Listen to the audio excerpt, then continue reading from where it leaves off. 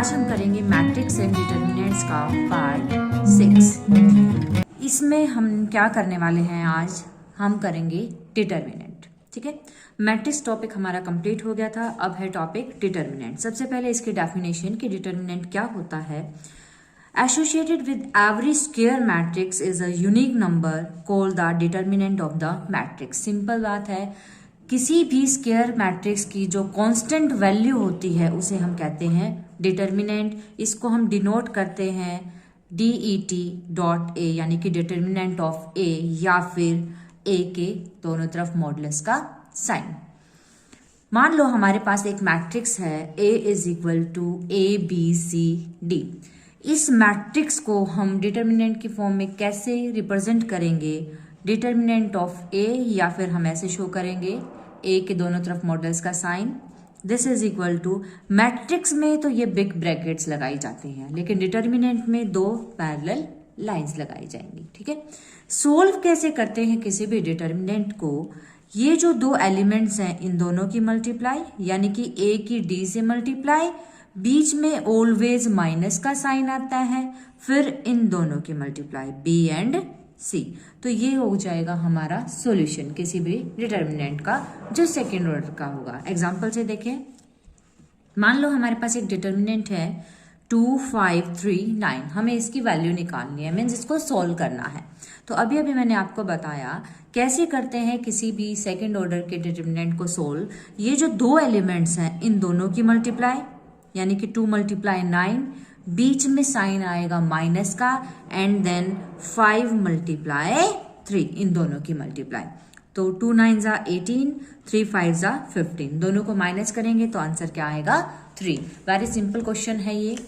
और एग्जांपल देखो, हमें क्या करना है, फाइंड x की वैल्यू फाइंड आउट करनी है if 4x x4 this is equal to 0। यानी कि ये जो डिटर्मिनेंट है इसकी वैल्यू अगर 0 के इक्विवेलेंट हो तो हमें x की वैल्यू फाइंड आउट करनी है। हमें ये गिवन दिया हुआ है कि ये जो डिटर्मिनेंट है वो 0 के इक्विवेलेंट है। ठीक है, तो अभी मैंने आपको बताया कैसे सोल्व करते हैं डिटर्मिनेंट को। इसकी और इसकी मल्टीप्लाई, 4 और 4 की मल्टीप्लाई, 4 4 = 16, बीच में माइनस का साइन, फिर इस एलिमेंट और इस एलिमेंट की मल्टीप्लाई, यानी कि x और x की multiply x², this is equal to 0। ठीक है, तो ये x² इधर आएगा तो पॉजिटिव का हो जाएगा, तो x² की जो वैल्यू है वो क्या हो जाएगी 16।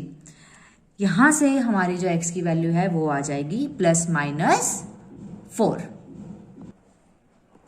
नेक्स्ट है माइनर ऑफ एन एलिमेंट। किसी भी डिटर्मिनेंट में हम माइनर कैसे फाइंड आउट करते हैं। The minor of an element of A determinant D is the determinant obtained by deleting from D the row and the column containing that element। Simple language में देखो, इसकी definition नहीं आती, बस आपको पता होना चाहिए कि माइनर कैसे फाइंड आउट करते हैं। मान लो हमारे पास एक डिटर्मिनेंट गिवन है 3, 4, 5, 6। क्या आ सकता है एग्जाम में, माइनर ऑफ A11। A11 का माइनर हमें निकालना है, तो यहाँ पे A11 है। A11 का मतलब ऐसा एलिमेंट जो फर्स्ट रो और फर्स्ट कॉलम में हो, यही होता है। लेकिन जब भी हम माइनर निकालते हैं तो यहाँ पे जो भी रो और कॉलम दी होगी उसे आप डिलीट कर दो। फर्स्ट रो और first column, first row and first column, इसको छोड़ दो, पहली रो को और पहले कॉलम को, तो क्या बचेगा, सिर्फ 6 बचेगा। तो वो इसका क्या हो जाएगा आंसर।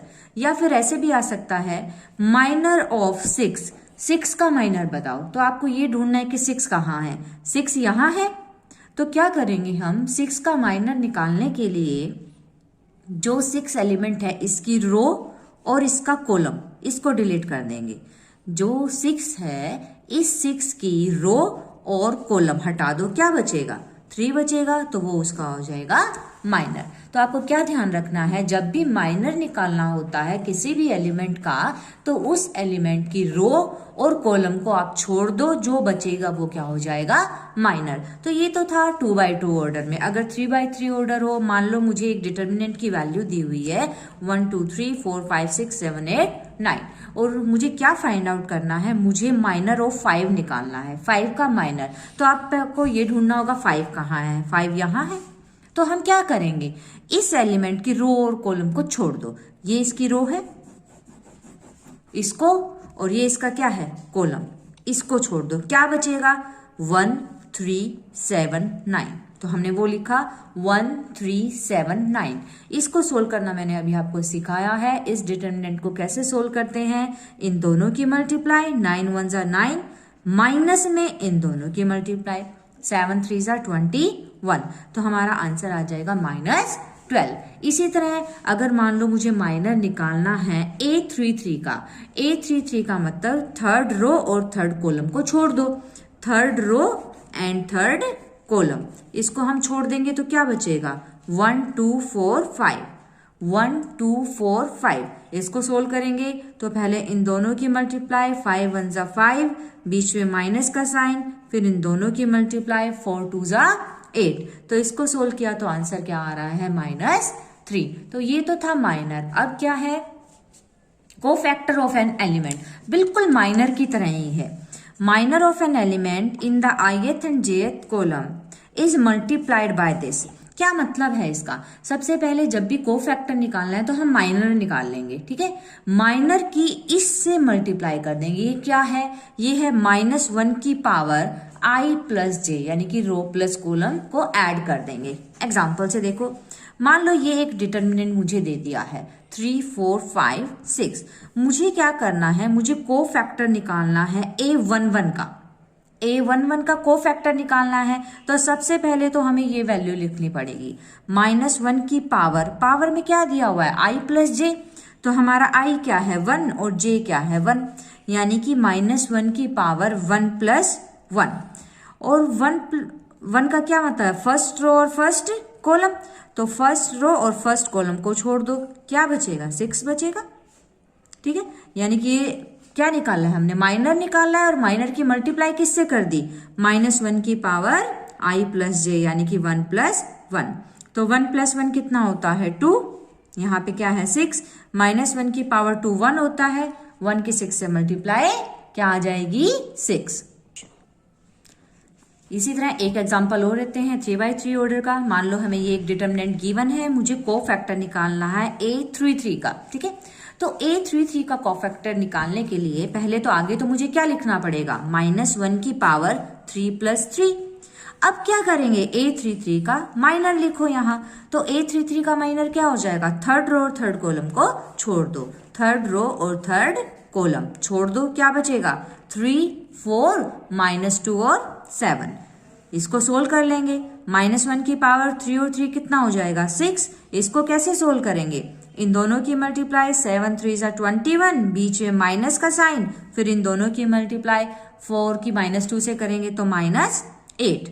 -1 को 6 बार मल्टीप्लाई करेंगे तो पॉजिटिव वैल्यू आएगी, और यहाँ क्या बन जाएगा 21, माइनस और माइनस प्लस, तो ये बन जाएगा 21 plus 8, this is equal to 29। और एग्जांपल्स देखें। क्वेश्चन है if this is equal to 0 find the value of x। मुझे इस डिटर्मिनेंट की वैल्यू 0 के इक्विवेलेंट है, मुझे x फाइंड आउट करना है। तो हमें क्या गिवन है, इसकी वैल्यू 0 के इक्विवेलेंट। तो सोल्व करेंगे, इन दोनों की मल्टीप्लाई 18, बीच में माइनस 2 और x की multiply 2x, this is equal to 0। 18 को इधर लेके आएंगे तो -18, 2 इसके साथ मल्टीप्लाई में इधर आएगा तो डिवाइड में, तो आंसर जो है x की वैल्यू क्या आ जाएगी 9। अब मान लो ये तो था 2 ऑर्डर का डिटर्मिनेंट कैसे सोल्व करते हैं। अब है डिटर्मिनेंट ऑफ 3 ऑर्डर मैट्रिक्स। किस मेथड से हम 3 ऑर्डर के मैट्रिक्स को सोल्व करते हैं, Laplace expansion method. Laplace method भी सिंपल इसको हम कह देते हैं। कैसे सोल्व करेंगे, इसका क्वेश्चन एग्जाम में 100% आता ही है 4 मार्क्स में। Evaluate by Laplace expansion method. हमें एक डिटर्मिनेंट दे देंगे 3/3 ऑर्डर का, हमें क्या करना है, इसको इवेलुएट करना है। इवेलुएट का मतलब होता है इसको सोल्व करना, इसकी वैल्यू फाइंड आउट करना। कैसे निकालते हैं, ध्यान से समझे। D इज इक्वल टू, सबसे पहले हम क्या करेंगे, जो भी फर्स्ट एलिमेंट होगा, यहां फर्स्ट एलिमेंट क्या है 5 है, उसको लिख देंगे, ओके। फिर हम क्या करेंगे, जो 5 की रो और कॉलम है, जैसे हम माइनर निकालते थे, 5 की रो और कॉलम को छोड़ दो, ये 5 की रो है, ये 5 का कॉलम है, इसको छोड़ दो, ठीक है। क्या बचेगा हमारे पास 3 1 1 0, तो मैंने यहां लिखा 3 1 1 0। अब हम आएंगे सेकेंड एलिमेंट पे। तो सेकेंड एलिमेंट लिखने से पहले माइनस का साइन लगता है ऑलवेज। तो माइनस में सेकेंड एलिमेंट -1। अब मैंने यहाँ पे सेकेंड एलिमेंट लिखा है, तो सेकेंड एलिमेंट की रो और कॉलम को छोड़ दो, क्या बचेगा 1170, 1170। अब टर्न आएगी थर्ड एलिमेंट की, तो यहाँ पे हम थर्ड एलिमेंट लिखने से पहले प्लस का साइन लगाएंगे, तो प्लस में थर्ड एलिमेंट यानी कि 2। अब थर्ड एलिमेंट लिखा है तो इसकी रो और इसके कॉलम को हम छोड़ देंगे, डिलीट कर देंगे, क्या बचेगा 1371, 1371। इसको सोल्व करना मैंने आपको सिखाया ही है। 5 तो एज इट इज, इसको कैसे सोल्व करेंगे, इन दोनों की मल्टीप्लाई 0, बीच में माइनस का साइन, इन दोनों की मल्टीप्लाई 1, माइनस और माइनस प्लस, इन दोनों की मल्टीप्लाई 0, बीच में माइनस, इन दोनों की मल्टीप्लाई 7 1 जा 7 प्लस 2। अब इन दोनों की मल्टीप्लाई 1, बीच में माइनस, 7 3 जा 21। इसको जब हम सोल्व करेंगे, -1 की 5 से मल्टीप्लाई -5, -7 की 1 से मल्टीप्लाई -7, ये बन जाएगा माइनस का 20, माइनस की 20 की 2 से मल्टीप्लाई -40। तो इसको सोल्व करेंगे तो वैल्यू क्या आती है -52। एक बार फिर ध्यान से देखो इस क्वेश्चन को। इसमें हमें क्या करना है, जो भी फर्स्ट एलिमेंट होगा यहाँ पे उसके साथ प्लस का साइन लगाना है, सेकेंड एलिमेंट के साथ माइनस का साइन लगाना है, थर्ड एलिमेंट के साथ प्लस का साइन लगाना है, प्लस माइनस प्लस। रिपीट कर रही हूं, एक मिनट देखो। फर्स्ट एलिमेंट के आगे प्लस, तो यहां 5 था तो मैंने 5 लिखा, फिर 5 की रो और कॉलम को छोड़ दो, जो बचेगा वो लिखा। सेकेंड एलिमेंट से पहले माइनस का साइन लगाया, फिर सेकेंड एलिमेंट को लिखा, सेकेंड एलिमेंट की रो और कॉलम को छोड़ो, जो बचेगा 1170 हमने वो लिखा। एंड थर्ड एलिमेंट को जब लिखेंगे उससे पहले प्लस का साइन आएगा, थर्ड एलिमेंट लिखने के बाद थर्ड की रो और थर्ड के कॉलम को छोड़ दो, 1371। फिर इसे हम सोल्व करेंगे तो हमारी जो वैल्यू है वो आ जाएगी। नेक्स्ट एक एग्जांपल और हम करते हैं इसका। Expand this by using Laplace method. Expand का मतलब वही है, हमें क्या करना है, इसकी वैल्यू फाइंड आउट करनी है। तो अभी अभी जैसे मैंने आपको बताया, फर्स्ट एलिमेंट से पहले पॉजिटिव, सेकेंड से पहले नेगेटिव, थर्ड से पहले पॉजिटिव। तो इसको ध्यान में रखते हुए हम सोल्व करेंगे। सबसे पहले हमने लिखा फर्स्ट एलिमेंट, यहाँ 3 है तो हमने 3 लिखा, 3 की रो और 3 का कॉलम छोड़ दो, जो बचेगा 6 1 2 3 हमने वो लिखा, यानी कि 3 का माइनर लिखा। इसके बाद सेकेंड एलिमेंट से पहले माइनस का साइन, तो सेकेंड एलिमेंट क्या है -5, तो -5 का माइनर कैसे निकालेंगे, इसकी रो और इसका कॉलम छोड़ दो, 7 1 1 3। थर्ड एलिमेंट से पहले प्लस का साइन, तो प्लस में थर्ड एलिमेंट का माइनर कैसे निकालेंगे, इसकी रो और इसकी कॉलम को हम क्या करेंगे, छोड़ देंगे, तो 7 6 1 2। ठीक है, इसे सोल्व करना हमने अभी देखा था, कैसे सोल्व करेंगे। 3 एज इट इज, इन दोनों की मल्टीप्लाई 18, माइनस में इन दोनों की मल्टीप्लाई 2, माइनस माइनस प्लस, 7 3 जा 21, बीच में माइनस, 1 और 1 की मल्टीप्लाई 1, प्लस का 4 एज इट इज, 7 2 जा 14, बीच में माइनस, 6 1 जा 6।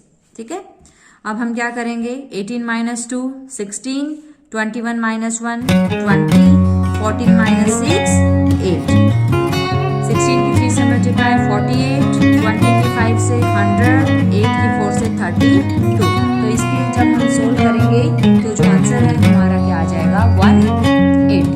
ओके।